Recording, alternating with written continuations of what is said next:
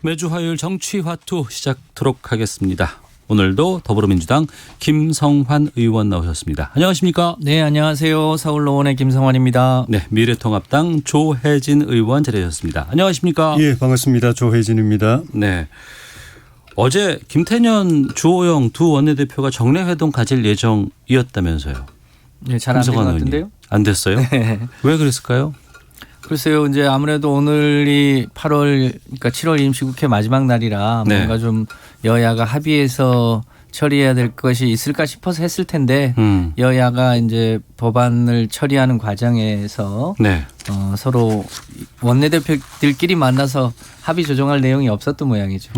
만날 필요가 없다고 해서 주호영 대표가 만날 필요가 없다고 해서 아마 만남이 불발된 걸로 알고 있습니다. 만날 필요가 없다고 하셨다는 게 좀 확인이 될까요? 어떻습니까? 주호영 원내대표가. 뭐 제가 확인을 못 해봤지만 그렇지 않을까 싶으네요. 지난번에도 식사 약속이 사전에 있었는데 네. 민주당의 이제 법안 일방 강행 처리 때문에 밥 먹을 상황이 아니다. 예. 밥 먹을 분위기가 아니다. 그래서 이제 한번 취소된 걸로 알고 있고 이번 회동도 좀 전에 이제 김 의원님 말씀처럼 그 대화를 통해서 절차를 거쳐서 합의 처리하는 것이 가능성이 있었으면 아마 만났을 텐데 민주당이 오늘 마지막 그 본회의에서 당에서 정한 안건들을 일방 처리하기로 이제 방침을 정해 놨다고 이제 우리가 확인이 됐기 때문에 네. 만나도 뭐 대화 의미가 없는 그런 거라서 아마 안 만나지 않았던 것 같습니다. 네. 오늘 오후에 본회의 예정돼 있죠? 예, 2시부터 본회의입니다. 예. 이 자리에서 뭐 후속 입법 여러 가지 처리가 된다고 지금 판단하신 것 같습니다. 예. 언론에서는 최근에 뭐 부동산법이라든가 아니면은 공수처 관련해서 뭐 속전속결로 처리하고 있다 이렇게들 보도가 나오고 있더라고요. 이런 배경 무엇인지 좀 여쭙겠습니다. 네, 뭐 부동산 관련해서 최근에 이제 뭐 부동산 가격이 급등하고 여러 가지 요인들이 있었는데 네. 그 과정에서 일종의 대한민국 국민의 38%가 지금 전월세에서 살고 있잖아요. 그 전월세를 사시는 분들의 이제 전월세 가격을 안정화시켜야 되는 문제도 있고 다주택자들이 어쨌든 주택을 가지고 있는 것 자체가 부담스럽게 될 수 있도록 여러 가지 법적 조치도 필요한데 네. 이런 거는 가급적이면 좀 조속하게 처리를 할 필요가 있거든요. 예. 그러니까 이게 지금 뭐 처음 얘기하는 게 아니라 20대 국회에도 내내 검토가 됐던 사안들입니다. 특히 주택임대차 보호 3법과 관련된 것도 20대 국회에 거의 합의 직전까지 갔는데 당시에 야당이 반대해가지고 법안 처리가 안 됐고요. 네. 당시에 종부세법도 이제 세율이 약간 조정되긴 했습니다만 그때도 그 법안 검토가 있었는데 법안 처리가 안 됐거든요. 네. 공수처 관련한 것도 마찬가지고요. 그래서 그런 것들이 있어서 논의가 뭐 졸속으로 된 게 아니라 이미 20대 국회에서 논의가 상당히 됐는데 20대 국회가 종료되는 바람에 처리가 못했던 것을 이제 주택시장의 안정, 특히 이제 저희 당은 그 주택만큼은 네. 다른 상품하고 틀려서 소위 투기의 수단이 아니라 일가구 1주택 개념으로 하기 위한 여러 가지 이제 법 제도를 조속하게 안정화시킬 필요가 있다고 해서 네. 이번에 처리를 하게 됐습니다. 네. 이런 속전속결 처리에 대해서 미래통합당 쪽에서는 뭐 상임위에서 뭐 퇴장이라든가 이런 움직임들로 반발하고 있습니다. 예. 근데 그 조혜진 의원 기획재정위원회에서 다 자당 의원들 다 나갈 때 퇴장 안 하시고 혼자서 의사진행 발언을 계속 이어가셨어요. 예. 왜 그렇게 하셨는지 좀 궁금하더군요. 우리 그 민주당 소속의 윤우덕 상임위원장님 포함해서 여당 의원님들한테 꼭 하고 싶은 이야기가 있어가지고. 네. 어쨌든 이제 절차적인 문제로는 그 전날 여야 간사하고 위원장하고 합의가 돼 가지고 의사 일정이 정해졌는데. 네. 그래서 그 당일 회의에 의사 일정 표까지 올려줬었거든요. 그게 제1안이 이제 간사 선임권, 그 다음에 소위원회 구성권, 그 다음이 법안 상정권. 그렇게 이제 합의가 돼서 딱 표까지 딱 올려져 있었습니다. 네. 그러니까 이 순서대로 이제 진행되는구나 생각했는데 간사 선임하고 나더니 갑자기 위원장께서 그 소위 구성하고 법안 상정권은 여야 간에 더 협의하겠다 하면서 정회를 선언을 해버리셨어요. 네. 그다음에 이제 속개를 하셨는데 그 소위 두 번째 안건 소위 구성권은 안 하고 법안 상정만 해버리신 거예요. 네, 네. 그건 법적으로 문제 있는 건 아니고 이제 합의 이제 그 무산한 거지만은 그 과정에서 민주당이 이제 법안 상정을 했는데 법안을 특정 안 하고 상정을 한 거예요. 네. 그 안대로 하면 법안이 40개 여야 우리 당까지 포함해서 40개 안이 부동산 3법에 올라가게 돼 있었는데 서면에 그렇게 돼 있었는데 그거를 우리가 올린 거는 고용진 민주당 간사가 올린 그 3건만이 올라간 거다라고 이제 말로 그냥 구두로 위원장이 그렇게 이야기한 거예요. 서면 동의로 하게 돼 있었는데 서면에는 그게 없었거든요. 네, 네. 서면에 따르면 40개가 올라가게 돼 있는 건데 그렇게 말로 그냥 그렇게 하고 그걸 이제 처리해버린 거 네. 법적으로 절차상이 무효다라는 그걸 이제 하나 지적했고 그거보다는 저는 개인적으로 이번 7월 임시국회 안에 입법 처리하는 거 반대 안 한다. 제한할 네. 생각도 없다. 막을 생각도 없다. 예. 다만 그 시간이 아직 있지 않냐. 그러니까 30일 본회의에 처리하려고 해도 한 이틀이 있고 8월 4일 본회의 처리를 하려고 하면 일주일이 있는데 네.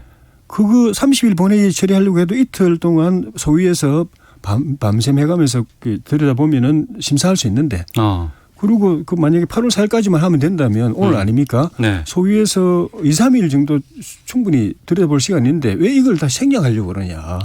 소위 구성 안 하고 네. 법안 그쪽으로 안 넘기고 그냥 한두 시간 안에 처리해버렸거든요. 대체 토론만 하고 네, 네. 심사를 안 하고 그게 이해가 안 되고 그리고 여당 야당 할 것 없이 법안 심사는 국회의원의 본질적 기능 아닙니까? 예, 법안 심사 예산 심사. 이거 안 하면 우리 뭐하러 여기 앉아 있고 뭐하러 무슨 근거로 우리 세비 받습니까? 그 야당은 하고 싶은데 박탈당한 거고 민주당이 원천 봉쇄해 버렸으니까 소위 구성을 안 해가지고 네. 여당은 스스로 포기해 버렸는데 이러면 국회에 있을 필요 없는 거 아닙니까? 국회의원이 있을 필요 없고 국회 문 닫아야 되는 거 아닙니까? 그 이야기를 제가 말씀드렸고 네. 그 일하는 국회 말씀하셨는데 그렇게 하는 게 일하는 건데 이틀이든 4일이든 심사하고 소위에서 심사하고 전체회에서 그 토론해 가지고 처리하는 게 일하는 건데 그걸 또 그 원점 봉쇄하고 한두 시간 만에 처리하고 끝나버렸다는 겁니다. 이 일하는 국회냐 일 안 하는 국회 아니냐. 네. 결국 이제 거래하는 바람에 그 뒤에 그 우리 상임위는 상임위 전체위 소위 아무것도 안 열리고 있습니다. 다 놀고 있는 거죠 말하자면. 네. 그걸 제가 말씀드리고 싶어서. 예. 법안 심사해야 되는데 그런 절차적인 정당성까지 무시하면서까지 강행한다라고 좀 주장하고 계시거든요. 네. 아무래도 이제 국회의 오랜 관행을 보면 그 이제 이 대한민국 국회는 상임위 중심주의 아닙니까? 네. 그 상임위가 있고 그 상임위 내에 이제 법안 소위나 뭐 예산 소위 등이 있는데 저도 이제 가급적이면 그렇게 하는 게 맞다고 생각을 합니다. 근데 이번 상황은 좀 특수한 상황 아닌가 싶습니다. 특히 이 부동산 관련한 세제는 워낙 민감하고 특히 이제 이번에 임대차 3법 같은 경우도 과거를 거슬러 가보면 그러니까 지금 30년 전에는 전세 기간이 1년이었어요. 네, 네. 그걸 2년으로 바꾸는데도 그 2년으로 바꾸겠다고 예고하고 나서 그 법을 시행하는 시간이 한참 걸렸거든요. 그 사이에 2년으로 이제 법이 개정된다고 하니까 임대인이 임차인에게 이제 전세 기간이 도과를 하면 끝나면 그 당시에 전세 금액을 상당히 올리기도 했었어요. 네. 그래서 이제 그런 문제들이 있어서 좀 신속하게 처리할 필요가 있다고 판단해서 임대차 3법 같은 경우는 이제 지난번에 처리를 했던 거고요. 이번에 이제 다른 이제 종합부동산세법이나 법인세법, 소득세법 이게 다 일종의 다주택자에 대해서 이제 주택은 이제는 한 채만 가져라라고 네. 하는 취지의 법률인데 이 법에 대해서도 그동안 여러 가지 논의가 있었고 쟁점이 드러나 있거든요. 그래서 그거는 얼마든지 뭐 법안 소위를 열면 좋지만 네. 상임위에서도 대체 토론이 가능한 부분이어서 대체 토론을 충분히 하시면 되는데 그 상임위에서 대체 토론은 사실상 거부해 버리고 법안 소위만 무조건 열어라라고 하는 것도 좀 문제가 있는 거 아닌가 싶습니다. 그래서 네. 저희는 상임위에서 충분히 논의하거나 또 이미 우리 당이 이 법안을 준비하는 과정에서의 내부 논의가 충분히 있었다 이렇게 네. 보고 있고요. 앞으로는 가급적이면 이제 법안 소위까지 이제 정기국회에 처리해야 될 여러 가지 법안은 법안 소위나 예산 소위를 충분히 열어서 하면 좋겠다고 하는 게 제 판단입니다. 7월 임시국회 임기가 오늘로 끝나는 거죠? 그렇습니다. 근데 가급적이면 그런 게 아니고요. 그게 우리 의원들의 기본 기능 아닙니까? 우리 세비 받는 이유가 뭐 딴 거 뭐 지역구 관리한다고 세비 받는 거 아니지 않습니까? 뭐 손님들 뭐 민원인 찾아오는 거 만난다고 세비 받는 게 아니고 핵심은 왜 세비 받냐라고 하면 법안 심사하고 예산 심의하는 거 그 때문에 받는 겁니다. 네. 나머지는 전문가들 만나서 이야기 듣고 공부하고 자료 보고 하는 거는 법안 심사하기 위해서 준비하는 과정이고 예산 심의하기 위해서 준비하는 과정이고 그거 빠져버리면 국회의원이 할 일이 없고 네. 준비할 것도 없어요. 전문가들 만날 일도 없고 또 자료 볼 일도 없습니다. 법안 심사 자체를 안 하면 가급적이 아니라 그거는 핵심이고 필수고 그거 안 하면 저는 국회가 있을 필요 없어요. 그냥 국무회의에서 빵땅땅 방망이 두드리고 바로 시행 들어가면 되지. 어차피 네. 국회 와도 심의 안 하는데 그럼 바로 방망이 두드리고 토론 몇 마디 하고 그냥 바로 다시 국회 정부로 넘겨주는데 왜 국회로 넘깁니까? 이 수천억 들어가지고 왜 국회를 유지하며 국회의원들을 그렇게 한 사람당 4년에 얼마나 많이 들어갑니까? 그 돈 가지고 유지합니까? 본질적인 기능을 생략했다라는데 제가 지금 심각하게 문제를 느끼는 것이고. 아니, 좀 성격이 다른데. 또 하나는 그날 그 대체 토론하고 한두 시간 하고 처리했지 않습니까? 그럼 그 다음 날 본회의에서 처리하기 위해서 우리가 급해서 그랬다고 한다면 논리 악우라도 맞지만 네. 그거 처리 안 하고 오늘 처리합니다. 일주일 뒤에 처리하는데 일주일이나 시간 동안 상임위 기재위 열렸어요? 안 열렸어요? 그 회의를 국민들은 그 국회의원들이 회의를 열어서 회의를 하는 걸 일한다고 그러고 회의 안 열리면 일 안 한다고 생각하고 뭐 문호동 무임금 이런 이야기까지 하지 할 정도인데 그런 기준에서 보면 지난 일주일 동안 국회의원들은 한두 시간 동안 처리하고 일주일 동안 기재위에는 노는 겁니다. 네. 여기에 대해서 의견 주시고요. 네. 이게 이제 학습 효과가 있어서 그런 측면이 없지 않은 것 같아요. 그러니까 임대차 3법 같은 경우도 이거보다 훨씬 더 강력한 예를 들면 지금 임대차 3법의 핵심이 계약갱신 청구권인데 네. 이제 2+2로 이제 정한 거 아닙니까? 예. 2+2+2 해서 6년 하자는 데도 있고 아예 그냥 임대인이 직접 살기 전에는 그러니까 항구적으로 그 권한을 주자고 하는 의견도 있는데 이 법안은 20대 국회에서 충분히 논의를 했던 겁니다. 근데 당시에 미래통합당이 반대하는 바람에 논의가 없었던 게 아니고 그래서 이게 처리가 안 됐던 거거든요. 종부세법도 마찬가지로 20대 국회에서 굉장히 많은 논의가 있었습니다. 그러니까 논의를 안 했던 게 아닙니다. 그리고 아시겠지만 의원들이 법안 심사를 안 한 게 아니고 상임위에서 법안 심사를 합니다. 다만 그것을 조금 더 심도 있게 하기 위해서 법안 소위를 두거나 예산 소위를 두는데 상임위에서 토론만 하려고 하면 박차고 나가버리시니까 실제로는 야당이 상임위에서 토론할 수 있는 것을 거부한 거죠. 그러니까 야당이 일하는 국회에서의 권한을 포기하신 겁니다. 여당은 그 전에 충분히 논의했고 또 상임위에서 그와 관련해서 필요한 내용들을 검토했기 때문에 일을 안 한 게 아니고 네. 상임위에서 상임위 중심주의 아닙니까? 거기서 일을 한 거여서 지금 야당이 그렇게 얘기하시는 건 좀 적절치 않다 이렇게 봅니다. 조혜진 의원께 질문 드리겠습니다. 예. 지난주까지만 하더라도 장외로 나가야 될 수밖에 없다라는 얘기들도 꽤 많이 나왔어요. 예. 그런데 이제 지금 오늘 보도로 나오는 것은 반대 토론 계속 이어간다라고 예. 하는 쪽으로 아마 분위기는 잡힌 것 같습니다. 예. 그리고 지난 본회의에서 윤희숙 의원 발언한 것도 상당히 지금 뉴스로 많이 나오기도 했었고 예. 이제 그 본회의에서 어떤 방향으로 하실 생각이신지를 좀 말씀해 주세요. 장외로 나갈 수밖에 없다라고 하는 거는 이제 전제 조건이 있는데 이대로 가면 여당이 그 국회 심의 절차 자체를 건너뛰고 네. 그 소위 구성 안 하고 전체회의에서 토론만 하고 토론하고 심사하고는 다르거든요. 토론은 말 그대로 그 법적인 용어도 대체 토론 대략적으로 이야기하는 겁니다. 그래서 전체회의에서 대체 토론한다고 하는 겁니다. 네. 전체회의에서 법안을 다루는 거는 축조심의만 사실 조문 하나하나를 들여다보면서 하는 건데 그거는 그거는 안 합니다. 사실상 축조심의는 이미 그 폐지되는 거나 마찬가지인 제도이고 네. 내용을 나중에 알고 보시면 아시겠지만은 축조심의 안 하는 상황에서 법안 심사는 소위밖에 없습니다. 근데 소위를 구성 자체를 안 하니까 그럼 심의 없이 그냥 통과시키는 거죠. 그래서 이런 식으로 하면 우리가 할 일이 없다. 네. 야당 의원들은 당연히 할 일, 여당 의원들은 할 일이 없는 거죠.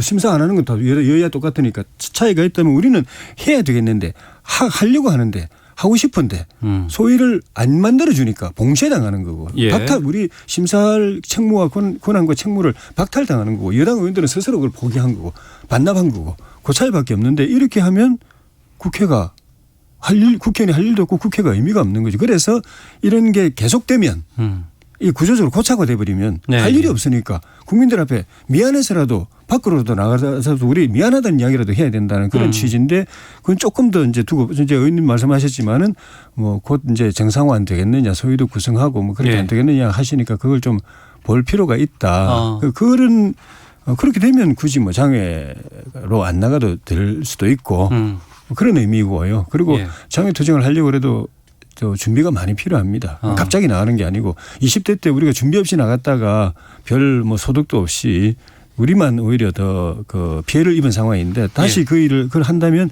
준비를 제대로 하고 전략을 가지고 분명한 메시지를 가지고 나가야 되기 때문에 뭐 쉽게 결정할 수는 없는 겁니다. 알겠습니다. 자, 정치와투 더불어민주당 김성환 의원, 미래통합당 조혜진 의원과 함께 말씀 나누고 있는데요. 헤드라인 뉴스 듣고 교통정보 기상청 다녀와서 계속해서 말씀 이어가도록 하겠습니다.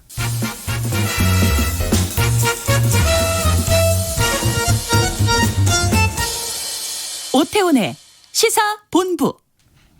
네, 정치와투 함께하고 있습니다. 오늘 오전에 주택공급 확대 방안 발표를 네. 했습니다. 수도권 재건축 재개발에 대한 용적률 상향, 뭐 유유부지 개발, 또 신도시 용적률 상향 등의 내용들이 담겨 있는데요. 김성환 의원께 먼저 여쭤보겠습니다. 아무래도 지역구가 노원이시기 때문에 네. 그 태릉 골프장 이번에 포함이 됐거든요. 네. 어떻게 보시는지 좀 의견 좀 말씀해 주시고요. 아무래도 대통령이 그린벨트는 미래 세대를 위해서 보존하겠다고 했는데 네. 태릉 골프장도 일반인이 이용하기는 좀 어려웠지만 거기도 외형상 그린벨트거든요. 그래서 거기도 같은 조건으로 보존해야 되는 거 아니냐라고 하는 주민들의 의견도 꽤 많이 있었습니다. 그런데 여전히 이제 수도권에 주택을 이제 공급해야 될 필요성도 있어서 정부 측에서 이제 불가피하게 양해를 구했는데요. 네. 그 이제 뭐 지금으로서는 이제 주택 공급이 좀 불가피해졌기는 했습니다만 최대한 이제 주민들이 요청했던 것처럼 골프장을 일종의 이제 공원을 많이 조성을 한다든지 고밀 개발이 아니라 저밀 개발을 한다든지 자족성을 좀 높여준다든지 또 그 인근의 이 교통 여건을 개선한다든지 해서 주민들이 요구한 이제 일종의 완전히 보존하는 것은 어렵겠지만 최대한 개발의 밀도를 낮추고 공원들을 넓혀서 주민들이 뭐랄까 그 절반의 효과는 얻을 수 있도록 또 최선의 노력을 다해 보려고 생각하고 있습니다. 네. 이번 그 공급 확대 방안에 대해서 조혜진 의원께서는 어떻게 보셨어요? 예, 뭐 잘 하는 것 같아요. 처음부터 그 주택 문제, 부동산 문제는 정답이 나와 있는 거고, 예. 그건 공급 확대 정책으로 가야 된다, 물량 공급 정책으로 가야 된다. 그것도 그 계층별로 소득 수준별로 이제 바라는 그 내 집 마련의 꿈에 해당하는 그런 맞춤형 집을 단계별로 충분히 공급해야 된다. 네. 일률적으로 뭐 세미형 공급만 해도 안 되고 아니 고급 주택만 해도 안 되고. 네네. 그게 그 모범 답안대로 했던 이명박 정부 때는 오히려 집값이 떨어졌고 13% 떨어졌고 그걸 거꾸로 갔던 이제 노무현 정부 때 90몇 %까지 오르고 지금도 거꾸로 가니까 50몇 % 오르는데 지금이라도 이렇게 방향을 정한 거는 잘한 것 같고 이걸 중심으로 두고 네. 조세라든가 수요억제 규제 이런 정책은 이제 보완적으로 네. 꼭 필요할 때 해야 되는데 여전히 지금 오늘도 통과시키고 지난번에 통과시킨 이 법안들이 과잉 규제, 과잉 세금 폭탄이라고 일컬어지는 그런 거기 때문에 이걸 빨리 중단하는 것도 저는 중요하다고 봅니다. 이거 같이 이게 사실은 부동산 폭등의 주범 중에 하나인데 이걸 그대로 하면서 공급 정책으로 가면 공급 정책이 그만큼 효과가 저는 반감될 거라고 보기 때문에 네. 과잉 규제, 과잉 조세 이 정책을 빨리 톤다운 시키고 합리화하는 것이 빨리 병행돼야 정부 안에서 이 정책에 대한 논의가 빨리 있어야 이 공급 정책이 좀 효과가 있을 거라고 봅니다. 또 알겠습니다. 하나는 그러면서도 저는 늘 걱정하는 게 이러면 결국은 단기적으로는 수도권 부동산 문제는 어느 정도 이제 안정이 될 수 있는데 예. 장기적으로 보면 결국 수도권에 또 좋은 집 많이 짓는 거고 그러면 또 균형 발전 이걸 차원에서 돈을 벌기 위해서라도 예. 아니면은 돈이 안 되더라도 뭐 주거 복지 차원에서도 지방 사람들이 또 올라오거든요. 집이 더 늘어났으니까 예. 살 수 있는 그 공급이 늘어났으니까 그럼 그런 측면에서 보면 저는 이건 또 장기적으로 보면 이 정책 자체를 거꾸로 지방 중심으로 거꾸로 가야 뭐가 수도권 이 부동산 문제도 해결되지 않겠나 하는 그런 생각이 됩니다. 알겠습니다. 잠깐만요. 안내 말씀 좀 드리겠습니다. 조금 전 1시 30분에 속초, 고성, 양양군 평지 지역에 호우경보가 발효가 됐습니다.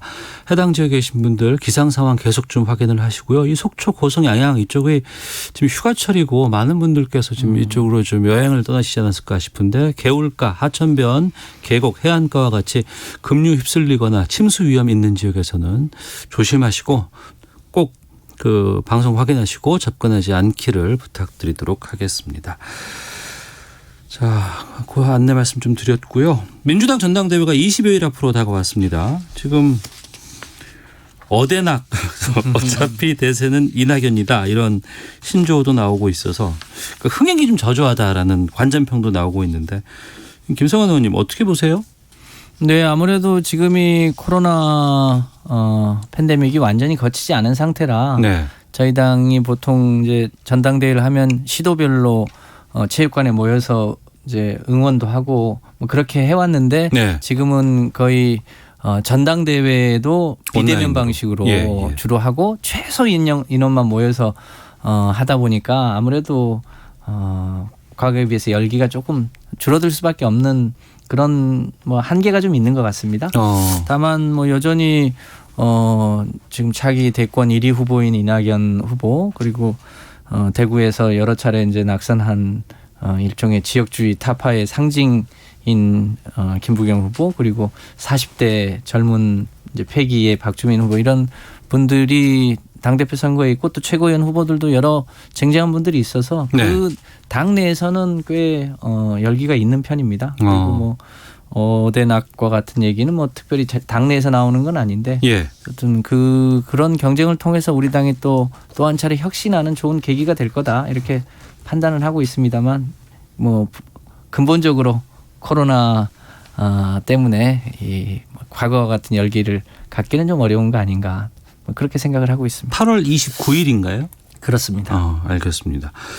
그리고 조혜진 의원께는 지금 미래통합당으로 바꾼 지가 얼마 안 됐는데 다시 또 당명을 바꾼다는 얘기가 지금 들리고 있습니다.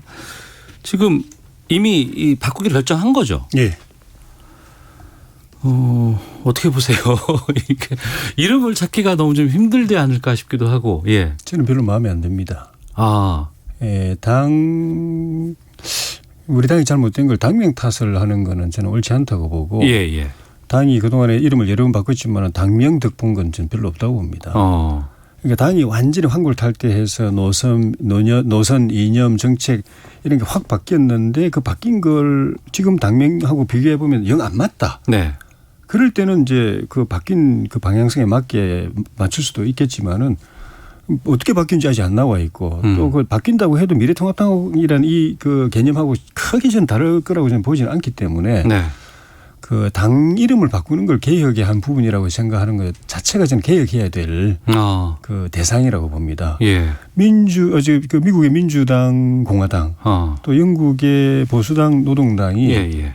뭐 당 이름 좋아가지고 그렇게 오랫동안 되는 게 아니거든요. 그 당마다 위기가 오고 어려움이 있었지만은 결국 내용을 채워가지고 네네. 그 당 이름을 살려내. 당 이름이 그 기울 때 내용을 채워가지고 사람으로 채우든 정책으로 채우든 제3의 길로 하든 내용을 채워가지고 그 당 이름을 살려낸 거거든요. 안 바꾸고. 안 바꾸고. 그렇게 가는 게 저는 민주국가, 민주정치하는 국가라고 보고 네. 우리 당도 이번에 다시 바꾸면 최소 20, 30년 아니면 한 반세기 가능하면 100년은 갈 수 있는 그런 예. 이름으로 바꿀 각오를 하고 바꿔야지 예. 시류에 따라 유행에 따라 바꾸고 언제 바뀔지 모르는 이름으로 바꾸고 일회용으로 한번 쓰고 또 다음에 또 바뀔지 모르는 그런 이름을 바꿀 것 같으면 안 바꾸는 게 저는 좋다고 봅니다. 예. 더불어민주당은 이제 민주라는 단어를 항상 그동안 계속해서 이제 해 오셨는데 지금 미래통합당에서 미래통합 이걸 계속 좀 무언가를 바꿀 것인지 아니면은 아예 다 바꾸고 꼭 이 단어만큼은 들어가야 하는 게 있다 그러면 어떤 걸 꼽으시겠어요? 저는 뭐 그 해당 소위 소속도 아니고 네. 이름 자체에 대해서 기본적인 개념만 들어가면 채우는 것으로서 승부를 봐야 된다는 생각을 하기 때문에 별 네. 고민을 안 하는데 네. 어제 어느 아주머니하고 이야기를 어제가 아니고 며칠 전에 이야기를 하는데 그분이 국민의 마음 그러길래 국민의 마음 이거 어떨까? 국민의 마음. 예, 아주 개인적인 그 의견입니다. 예. 뭐 당의 공식적으로 뭐 의견 제시한 적도 없고 건의한 적도 없는데 국민의 마음. 그분이 괜찮아 보입니다. 보통의 그 어머니 아주머니 국민이었는데 그리고 하트를 심장을 도안을 해가지고 구체적으로 생각하고 계셨군요. 도안을 해가지고 예. 이렇게 하면 당 로고로 만들고 괜찮겠다. 여전히 핑크색이네요. 그런 생각. 색깔은 모르겠습니다. 국민의 마음당 추천하시는 걸로 정리하겠습니다. 당이란 이름은 빼고 알겠습니다. 국민의 마음. 예. 자, 정치와투 마치도록 하겠습니다. 더불어민주당 김성환 의원, 미래통합당 조혜진 의원 두 분과 함께했습니다. 두 분 말씀 고맙습니다. 예, 감사합니다. 고맙습니다.